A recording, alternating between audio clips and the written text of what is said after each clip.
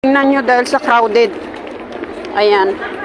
At saka ang dami kong bit-bit. Oh, nakatrolley na talaga yung mga gamit ko. Nandito na lahat. So maraming tao. Crowd na crowd. Ayan, punong-puno na. Ngayon pa lang, pupuno na yan. At mamayang gabi pa.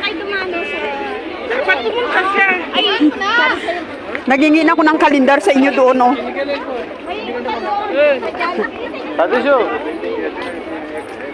Tapos dito ako sa hypermarket. Ayan, ang daming tao.